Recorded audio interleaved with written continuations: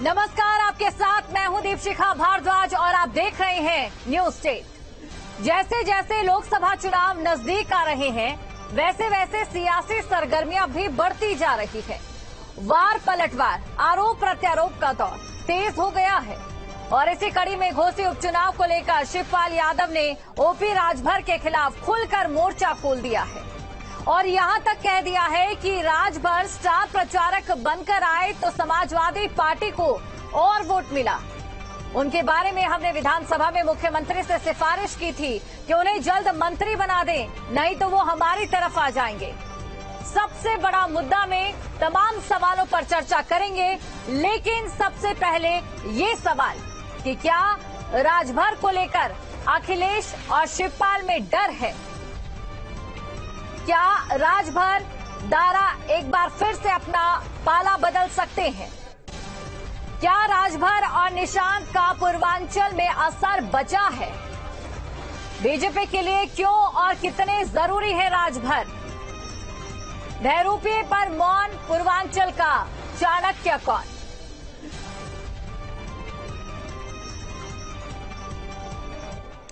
तो घोसी उपचुनाव के नतीजों के बाद घमासान मचा है। ओपी राजभर पर शिवपाल यादव ने तंज कसा है।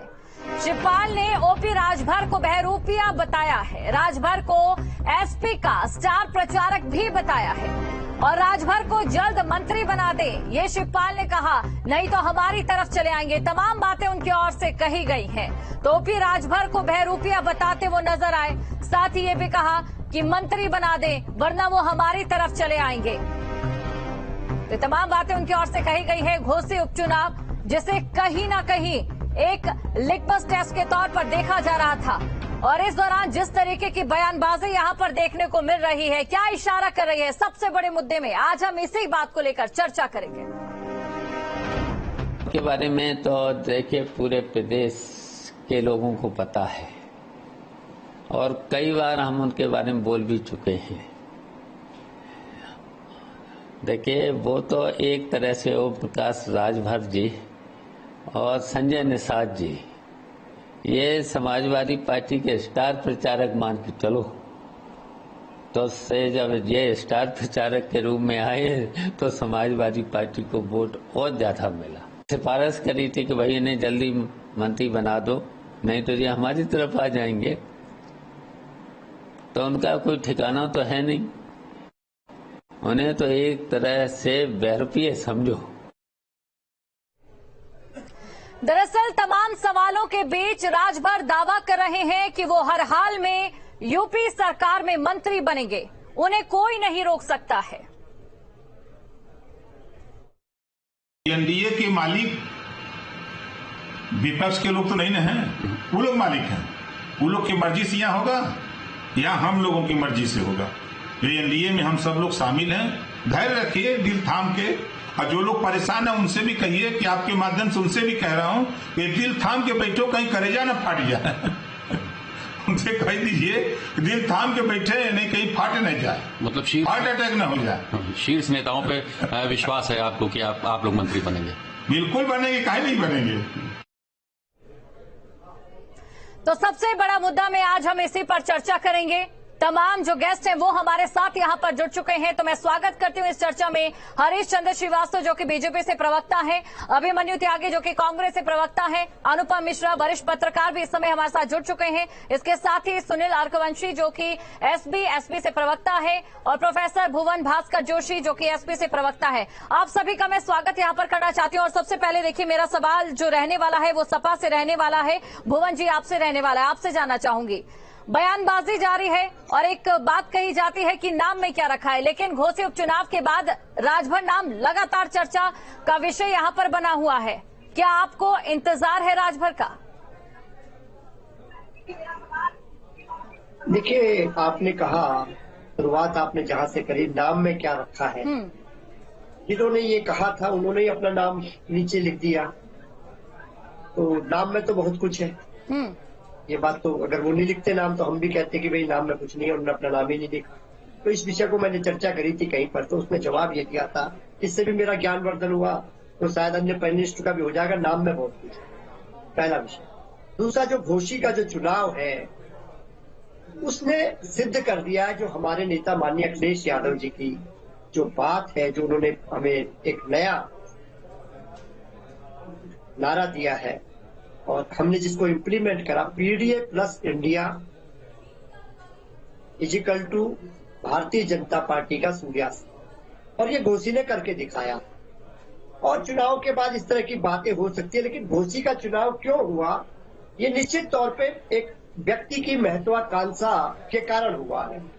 और कुछ लोग अपने परिवार की, अपनी व्यक्तिगत महत्वाकांक्षा के लिए राजनीति करते हैं और मंत्री बनने के लिए चुनाव में गए थे, लेकिन जनता है, जनता मंत्री भी बनाती है, संतरी भी बनाती है, ये भी देखा घोसी ने। तो निश्चित तौर पे चुनाव के बाद इस तरह की चर्चाएं चलती हैं, चुनाव के दौरान भी चलती है, उसके बाद भी चलती है, लेकिन जो हम लोग आगे बढ़ने का काम कर रहे हैं वो पीडीए प्लस इंडिया को लेकर हम आगे बढ़ने का काम कर रहे हैं।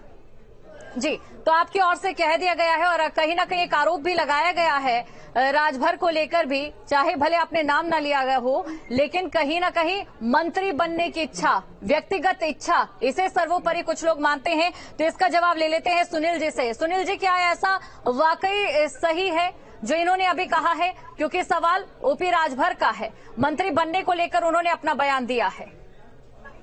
नहीं, देखिए, आप हमारे माननीय राष्ट्रीय अध्यक्ष जी के बारे में बहुत अच्छी तरीके से जानते होंगे, क्योंकि वो मंत्री पद की बात यहाँ पर नहीं है, क्योंकि उन्होंने 17 में मंत्री पद को छोड़ने का काम किया। आज समाजवादी पार्टी असल में घबराई हुई है।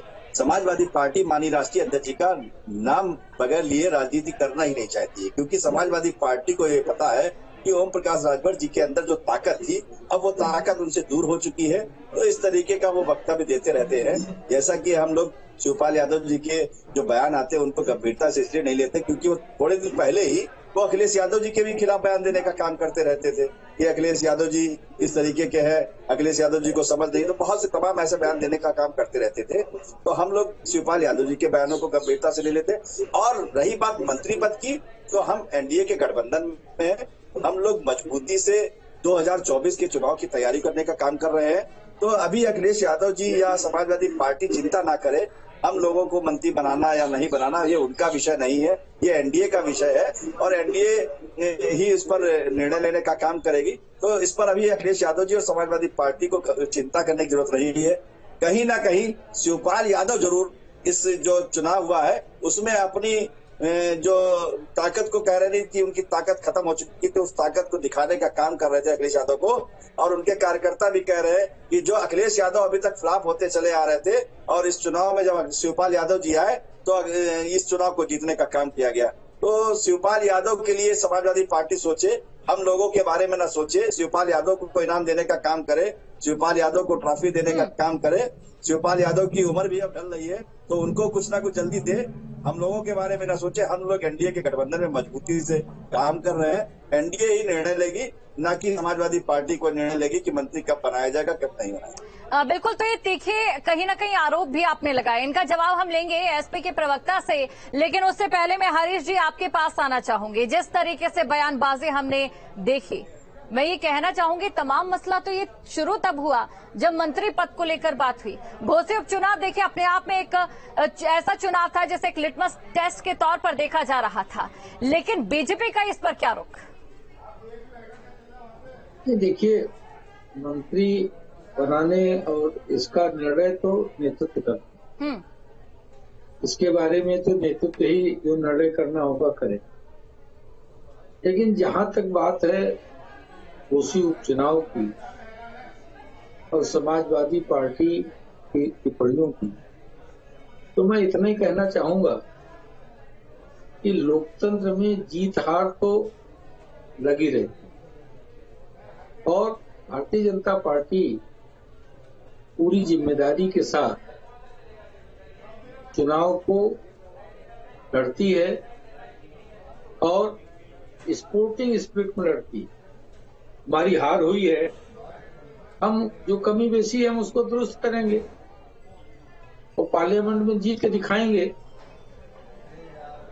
जनता ये तय करती है, लेकिन समाजवादी पार्टी अगर आप रुख रवैया देखिए तो एक सीट पे उपचुनाव को लेकर जितना अतिरेक दिखाई पड़ रहा है, इसी तरह का अतिरेक 2022 का जो विधानसभा चुनाव था तो उसके 2-3 चरणों के चुनाव के बाद समाजवादी पार्टी अपनी सरकार बना ली। और इसी तरह 2019 में जब बहन मायावती के साथ इन्होंने समझौता किया था। बिल्कुल, देखिए इस समय कांग्रेस से अभिमन्यु त्यागी जी भी हमारे साथ जुड़े हैं। तो अभिमन्यु जी, मैं आपके पास आना चाहूंगी, आपकी बात हम पूरी करेंगे। अभिमन्यु जी, आपसे मैं जानना चाहूंगी, देखिए इस समय अगर बात कांग्रेस की करें तो आप भी जानते हैं कांग्रेस कहीं ना कहीं मेहनत कर रही है INDIA को लेकर, और ऐसे में घोसी उपचुनाव जब होता है तो एक दूरदर्शक बनकर भी कांग्रेस देखती है। और ये भी गलत नहीं है कि जो सबसे बड़ा लड्डू फूटा है कांग्रेस के मन में, वो हो सकता है घोसी उपचुनाव को लेकर फूटा हो, क्योंकि कहीं ना कहीं INDIA की एक छोटी जीत भी यहां पर हुई है। अब ऐसे में ये जो पूरा प्रकरण इस समय चल रहा है, राजभर का जो नाम है, इसको लेकर कांग्रेस के क्या विचार है? दीपशिखा जी, आपको और पैनल मौजूद सभी लोगों को नमस्कार, जय हिंद, वंदे मातरम। देखिए दीपशिखा जी, ओम प्रकाश राजभर जी और दारा सिंह जैसे जो नेता हैं, वो जब तक उपयोगी रहेंगे किसी भी दल के लिए, तब तक ये पूछे जाते रहेंगे, इनकी पूछ रहेगी। जब लगेगा कि उपयोगी नहीं है तो ये हाशिए पे चले जाएंगे। मैं कहना चाहता हूं, बड़ी जिम्मेदारी के साथ कहना चाहता हूं, ये जब भारतीय जनता पार्टी के करीब में पहुंचे हैं तो जरूर कुछ ना कुछ डील हुई होगी, आपस में बातचीत हुई होगी, और दोनों तरफ से अगर कहीं कुछ कमी रह जाएगी तो ऐसा भी हो सकता है अलगाव हो जाए, जैसे कि मीटू स्कैंडल हो जाए, बाद में एक दूसरे की शिकायत करते मिले और लड़ाइयां लड़ते हुए सड़कों तक पे आ जाए। ऐसा भी हो सकता है, क्योंकि जिस तरह से इन नेताओं का आचरण देखा है, बिल्कुल सड़क पे उतर के बातें करते हैं, डींगे हाँकते हैं बहुत बड़ी बड़ी, लेकिन जनता के दिल में जो इनकी जगह होनी चाहिए वो जगह तो नहीं है। जनता ने जो संदेश देना था वो संदेश दे दिया है। जनता इंडिया अलायंस के साथ है, और कितने ही अब ये प्रैक्टिकल कर ले भारतीय जनता पार्टी भी जानती है कि उनके पास अपने पास खुद नेता नहीं है, इसलिए प्रलोभन के सहारे, छल कपट के सहारे, डरा धमका कर ये लाते रहेंगे लोगों को, और उन लोगों को जनता हाशिए पर पहुंचाती रहेगी। जनता भी जान गई है कि भाजपा की कथनी करनी में फर्क है। इंडिया अलायंस को मजबूती मिलने जा रही है। कांग्रेस पार्टी, समाजवादी पार्टी और राष्ट्रीय लोकदल मिलकर उत्तर प्रदेश में क्लीन स्वीप कर देंगे, और मैक्सिमम सारी सीटें उत्तर प्रदेश में। चलिए, तो वक्त बता देगा कि आपके इस दावे में, आप खुद दावों को लेकर जो आरोप लगा रहे हैं, उसी के साथ ये शब्द यहाँ जोड़ना चाहूंगी कि आपके भी इस दावे में कितना दम रहता है, ये जनता बता देगी। भुवन जी, आपके पास में लौटूंगी, लेकिन एक एक्सपर्ट राय हो जाए। अनुपम जी हमारे साथ जुड़े हैं। अनुपम, जिस तरीके से चीजें हमने देखी घोसी उपचुनाव के बाद, कहीं न कहीं उपचुनाव से जो एक रास्ता निकला मंत्री पद से होता हुआ बयानबाजी की तरफ, 2024 की हल्की धूमिल सी ये छवि क्या बता रही है? देखिए, मेरा लगातार मानना है कि उपचुनाव, वो भी एक विधानसभा उपचुनाव के रिजल्ट को आप एक्स्ट्रापोलेट नहीं कर सकते हैं लोकसभा पे। हकीकत ये है कि लोकसभा का जो उपचुनाव होता है वो अगली लोकसभा पे लागू नहीं होती।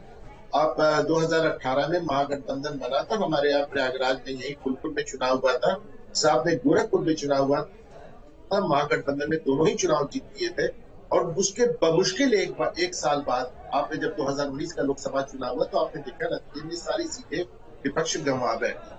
तो ऐसे में जो ये उपचुनाव होते हैं, इनके मुद्दे अलग होते हैं, इसके कारण अलग होते हैं। घोषित का चुनाव आप ये देखें। अच्छा, बिल्कुल अनुपम जी, एक और सवाल यहाँ पर ऐड करना चाहूंगी। अभी इस समय जिस तरीके से ओपी राजभर को लेकर जो चर्चा यहाँ पर हो रही है, और लगातार सपा की ओर से आरोप लगाए जा रहे हैं कि मंत्री बना दीजिए, अगर नहीं बनाए तो हमारी तरफ आ जाएंगे। ऐसे में बीजेपी को अगर ऐसा होता है, क्योंकि राजनीति में संभावनाओं का जो दौर है हमेशा जारी रहता है, और अगर ऐसा होता है तो कितना नफा कितना नुकसान बीजेपी को या फिर सपा को? देखिए, घोषी उपचुनाव भारतीय जनता पार्टी कोई राजभर के वोट से नहीं हारी है, निषाद पार्टी के वोट से नहीं हारी है, इन लोगों ने अपना वोट फिर भी दिलाया है। घोषी उपचुनाव भारतीय जनता पार्टी अपने कोर वोट से हारी है, ब्राह्मण वोट से हारी है, भुमियार वोट से हारी है, छत्री वोट से हारी है, और उस दलित वोट से हारी है जो कि मायावती और बहुजन समाज पार्टी के चुनाव क्षेत्र में न होने की वजह से। बिल्कुल, तो कुल मिलाकर जिस तरीके से आपने कहा कि एक कोर वोट है जो बीजेपी का था, उसने यहाँ पर फर्क डाला है। भुवन जी कुछ कहना चाह रहे हैं यहाँ पर। जी भुवन जी, बोलिए। चाहता हूँ भारतीय जनता पार्टी के प्रवक्ता सानी, जितने हमारे चुनाव हम हारे उनका सारा इतिहास भूगोल बता दिया। कोई बात नहीं, बताना भी चाहिए, लेकिन हमारी भी जिम्मेदारी बनती है, हम भी विपक्ष में के कार्यकर्ता है, तो हम भी इनको याद दिला दे, थोड़ा सा इनको याद दिला दे कि कौन कौन से चुनाव आप हारने का काम करा। मैनपुरी में आपको हराने का काम करा। बिल्कुल चुनावों की बात करेंगे, इसके बारे में डिटेलिंग में आपसे लूंगी, लेकिन एक और सवाल है जिसका मैं आपसे जवाब यहाँ पर लेना चाहूंगी।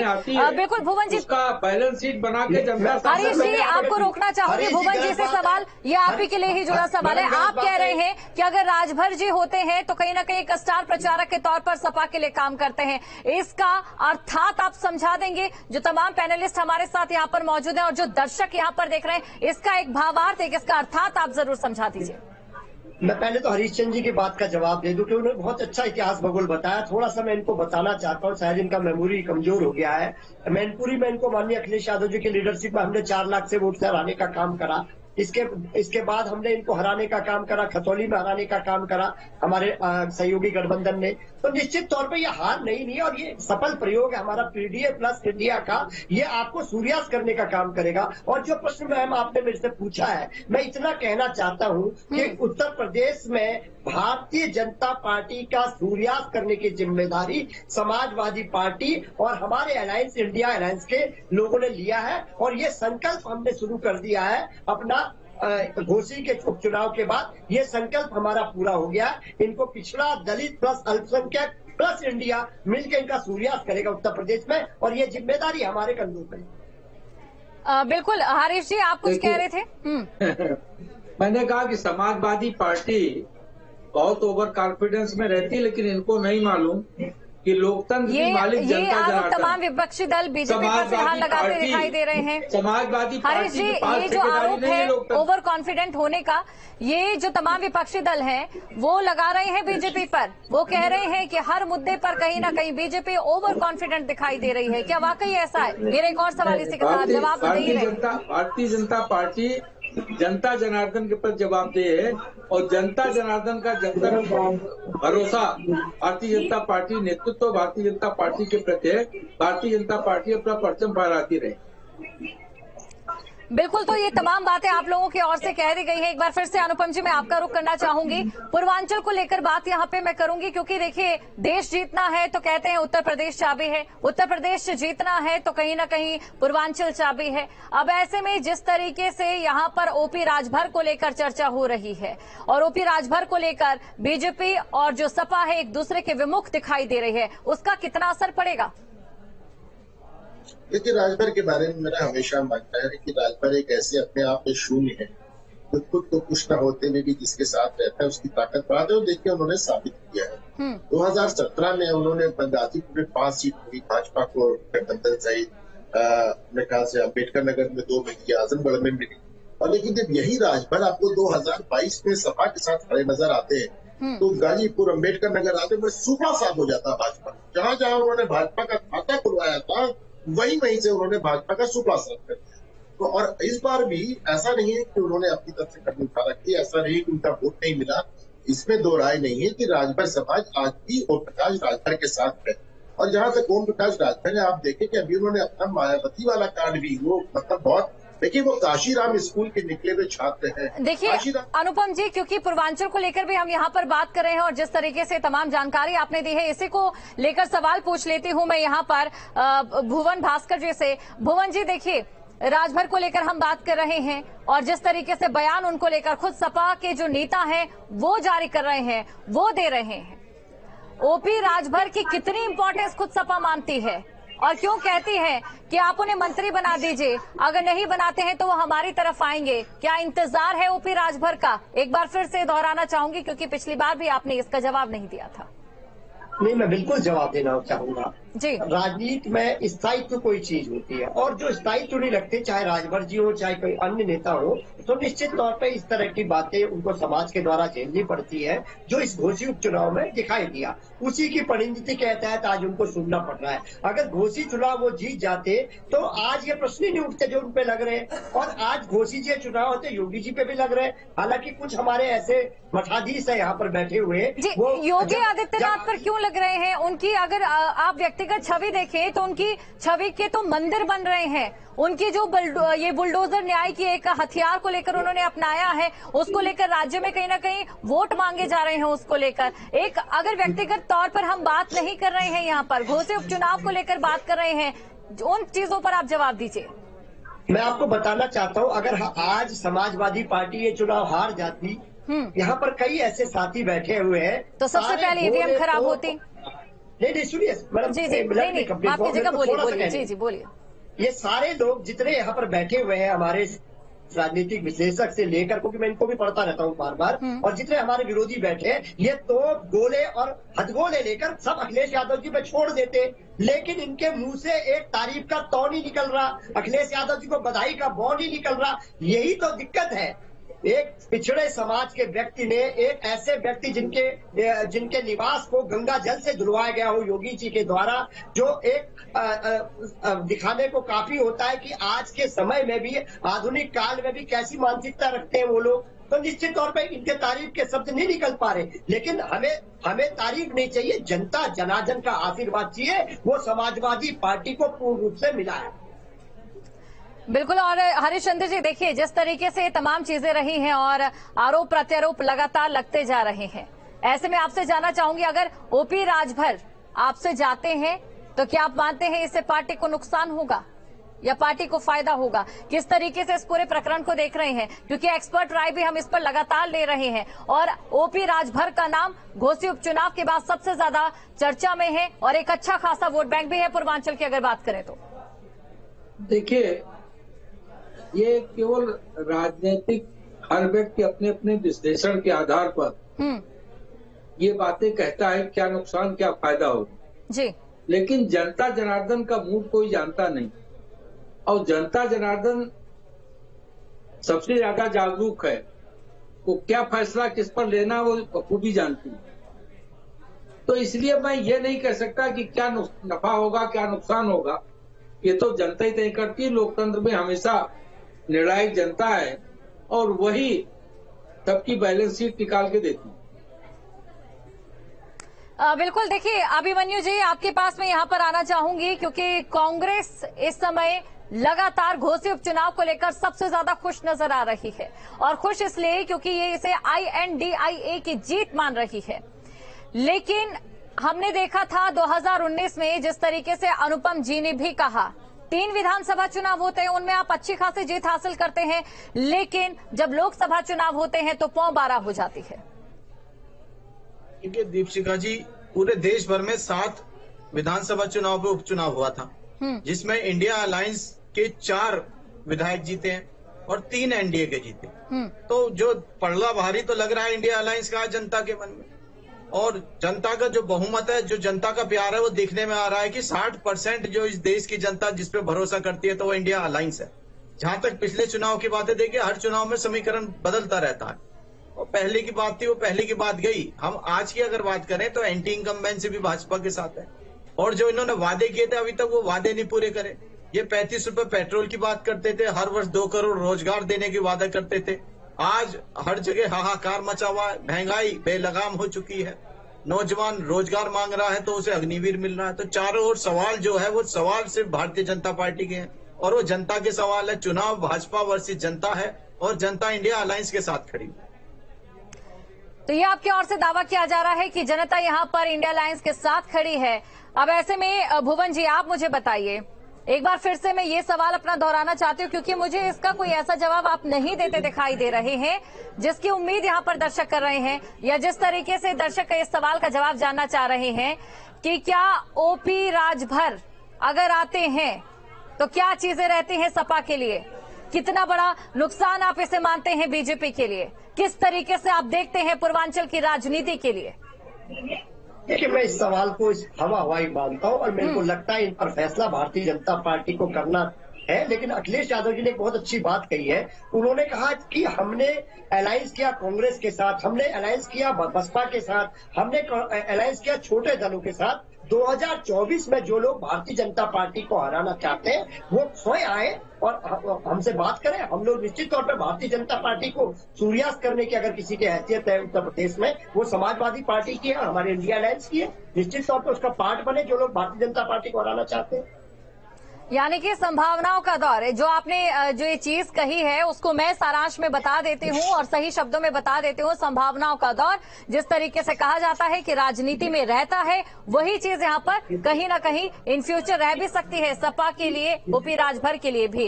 और अनुपम जी देखिए, जिस तरीके से अब चीजें ये निकलकर सामने आ रही, जिस तरीके से कहा जा रहा है ओपी राजभर का नाम चर्चा में, पूर्वांचल की राजनीति में एक अच्छी खासी पकड़, एक जातिगत वोटों पर एक अच्छा खासा प्रभाव, इसको लेकर अब यहाँ पर बीजेपी वर्सेस जो सपा की बयानबाजी चली है, उसमें किसका फायदा दिखाई दे रहा है यहाँ पर?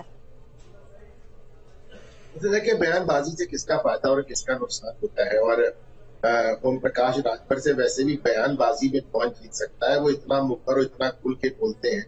और आपने देखा कि कभी कभी तो अपने बातों को स्तर भी गिरा देते हैं, तो इसलिए मुझे नहीं लगता है कि उनसे बयानबाजी में किसी का फायदा होगा। लेकिन हाँ, ओम प्रकाश राजभर के रहने न रहने से डेफिनेटली फर्क पड़ता है। और ओम प्रकाश राजभर ने अभी तक अपना मायावती वाला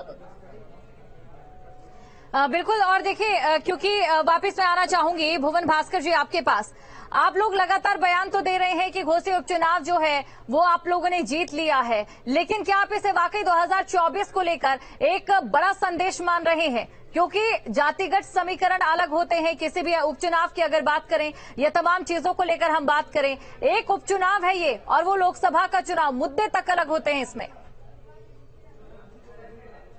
जो भारतीय जनता पार्टी ने जो शुरू में ये लेके आए थे अपने प्रोग्राम, उसमें कितने वादे पूरे करे ये लोगों ने तय करना है। और हम लोग निश्चित तौर पे पीडीए प्लस इंडिया के फार्मूले पर आगे बढ़ रहे हैं और घोसी की जीत से उसका आगाज हो चुका है। हम लोग इसी रास्ते पे चलने का काम करेंगे और 2024 में भारतीय जनता पार्टी का सूर्यास्त करेंगे।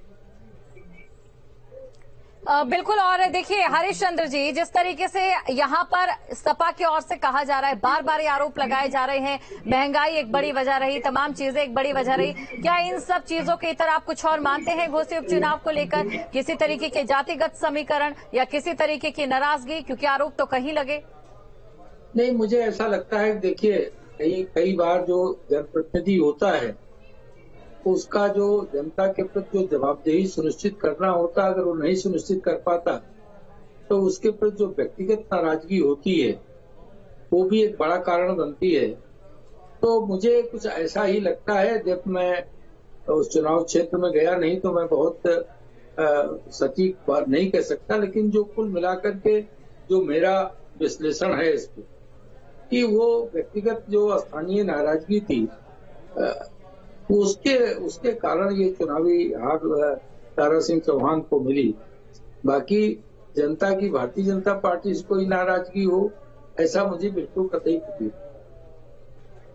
सुनील जी देखिए, क्योंकि ओपी राजभर का नाम लगातार घोसी उपचुनाव के बाद चर्चा में यहाँ पर बना हुआ है, व्यक्तिगत राजनीति की भी बात आ रही है, सपा की ओर से कई तरीके के आरोप भी लगाए जा रहे हैं, पार्टी इसे किस तरीके से देख रही है? क्या इसका एक नफा और नुकसान की अगर आकलन की हम बात करें तो उसे किस तरीके से आती है पार्टी? नहीं, देखिए, हम लोगों ने साफ तौर से इस चुनाव में जो हमको हार मिली है उसको हमने बड़े गंभीरता से देने का काम किया और हमने जनता का भी धन्यवाद देने का काम किया जो हमको जनादेश दिया। रही बात समाजवादी पार्टी सिर्फ आरोप लगाने में, हमारे एनडीए के गठबंधन के किसी भी साथी ने एक दूसरे के ऊपर आरोप लगाने का काम नहीं किया। वहां लोकल मुद्दों के आधार पर चुनाव हो गया। जिस तरीके से समाजवादी पार्टी ने वहां पर झूठ फैलाने का काम किया और आज भी वो झूठ फैलाने का काम कर रहे हैं। जैसे कि कहा हमने अभी साफ तौर से हमने कह दिया कि शिवपाल यादव जी जो बयान दे रहे हैं उन बयानों का हम लोगों से कोई लेना देना नहीं, न हम उन बयानों को गंभीरता से लेते हैं। हमारे राष्ट्रीय अध्यक्ष जी जैसे चुनाव खत्म हुआ हम लोगों ने समीक्षा करने का काम किया और हमारे जो कार्यक्रम, निरंतर कार्यक्रम चलते हैं। अभी हमारे राष्ट्रीय अध्यक्ष ने कल ही कार्यक्रम बिहार में करने का काम किया, जहां भारी बारिश के बावजूद भी जन समर्थन, इतना जन सैलाब पड़ा था राष्ट्रीय अध्यक्ष जी को सुनने के लिए। तो उनके साथ जो हम लोग देख रहे हैं कि उनके साथ जनता नहीं है, उनके वो साथ जन सैलाब सर वोटों में क्यों नहीं दिखाई दिया?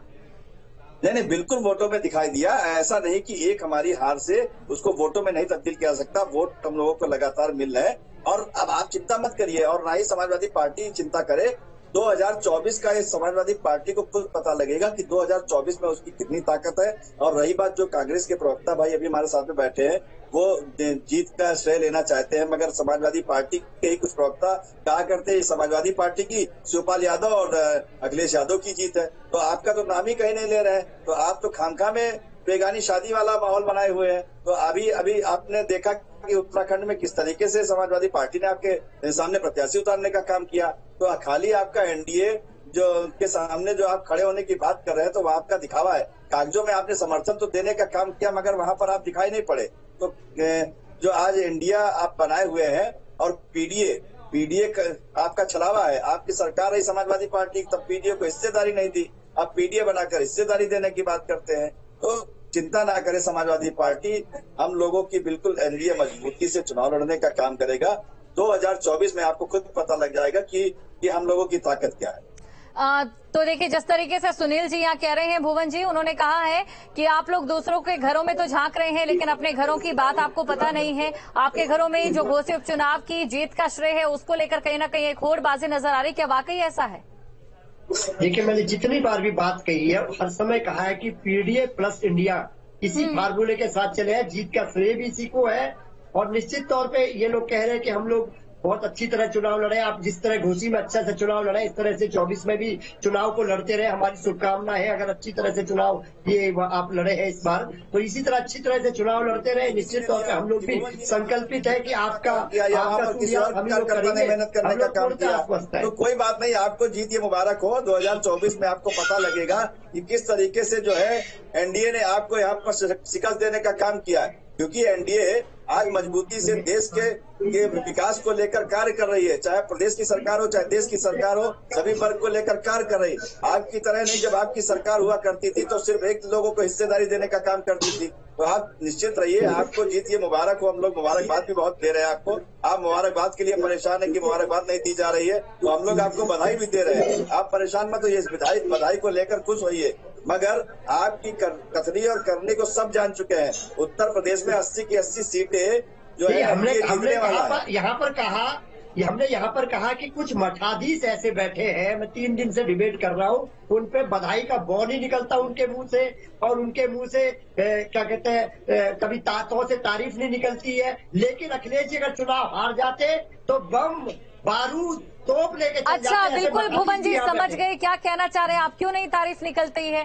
पीडीए को लेकर हम कहते हैं कि ठीक है, अगर सपा ने पीडीए पर काम किया जी, मैं फिर भी आपको मैं आपको फिर भी आपके विश्लेषक साहब जो बैठे हैं, पत्रकार साहब, इनके मुंह जा चुके हैं वो जी, तारीफ का जा चुके हैं, वो की बधाई नहीं निकल रही है। अच्छा, पीडीए को लेकर इस बार आप चुनाव में आए तो कहीं ना कहीं सर्व समाज की भी आपने बात की। अब मैं आपको कुछ याद दिला दूं, 2019 का आप अपना लोकसभा का घोषणा पत्र देखिए, जिसमें आपने कहा था, आज आप सर्व समाज की बात करें, उस समय आपने एक चीज कही थी कि जो सामान्य वर्ग के लोग हैं, उन्होंने जो 60% जो संसाधन है उन पर कब्जा कर रखा है। तो कहीं ना कहीं ये बात भी कुछ अलग सी लगती है। और क्या इस बात के साथ उतरेंगे, या फिर अब ये धारणा जो है वो बदल चुकी है? इसके बारे में एक बार आप बता दीजिए। देखिए, निश्चित तौर पे हमारे नेता माननीय अखिलेश यादव जी ने कहा, हम लोग पिछड़ा दलित अल्पसंख्यक समाज जो कि भारतीय जनता पार्टी के द्वारा टारगेटेड है, हमलावर है भारतीय जनता पार्टी इस पे। निश्चित तौर पर हम लोग लड़ने का काम कर रहे हैं उनके पीछे, जिनके साथ कोई नहीं खड़ा, केवल समाजवादी पार्टी और हमारे नेता माननीय अखिलेश यादव जी खड़े। तो निश्चित तौर पर वही वंचित वर्ग है, उसकी लड़ाई को लड़ने का काम कर रहे हैं। और जैसा कि आदरणीय अखिलेश यादव जी का स्वभाव है, सभी धर्म, सभी जाति, सभी वर्ग के लोगों का सम्मान करने का काम माननीय अखिलेश यादव जी करते हैं। तो तमाम बातें आपने कही है। और बीजेपी के पास एक बार मैं आना चाहूंगी, हरीश जी, कहीं ना कहीं घोसी उपचुनाव तो एक झांकी है, लेकिन लोकसभा का चुनाव अभी बाकी है। ये तमाम चीजें जो चल रही है ना, ये सिर्फ और सिर्फ लोकसभा चुनाव में अपनी जीत दर्ज कराने को लेकर चल रही है। ऐसे में बीजेपी ने ये तो देख लिया है घोसी उपचुनाव में किस तरीके का जनता ने जनादेश सुनाया है, और ओपी राजभर कितने मजबूत हैं या फिर क्या कुछ उनका नफा नुकसान है, ये भी पार्टी भली भांति जानते हैं। तो एक आखिरी राय आपसे मैं अब लेना चाहूंगी। देखिए, जोशी जी कई बार कह चुके सूर्यास्त, ये तो 2024 के चुनाव परिणाम आने दीजिए, फिर इनको पता लगेगा कि सूर्यास्त किसका होता है। क्योंकि मालिक जनता जनार्दन है और वो बताएगी। समाजवादी पार्टी का इतिहास किसी से छुपा नहीं है। कई बार सरकार में रह चुके हैं, कैसे सरकार चलाते हैं, सरकार में कौन पोषित होता है, कौन समृद्ध होता है, ये सब जनता को पता, किसी को बताने की जरूरत नहीं। कितना एक पीडीए के साथ रहते हैं, केवल एक जाति वर्ग विशेष को लेकर के कि जिस तरह से काम करते हैं, क्या नहीं कोई जानता?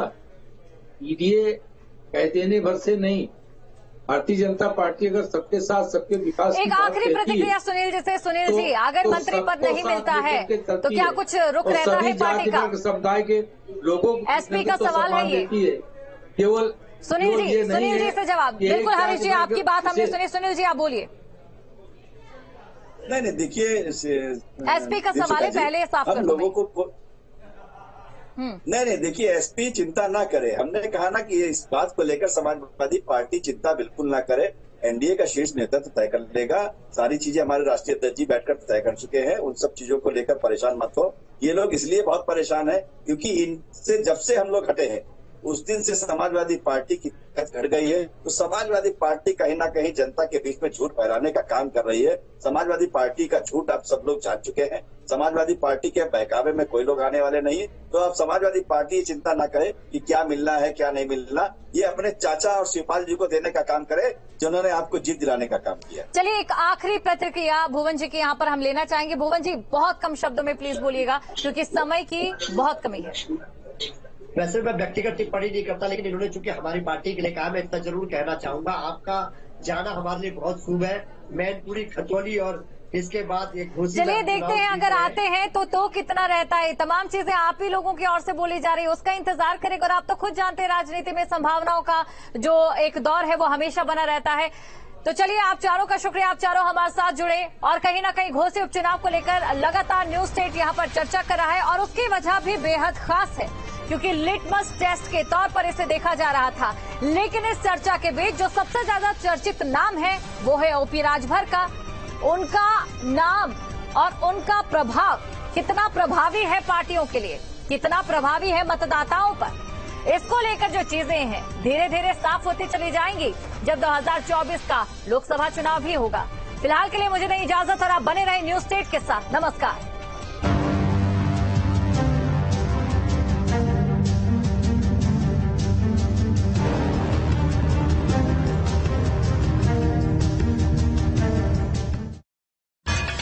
सह प्रायोजक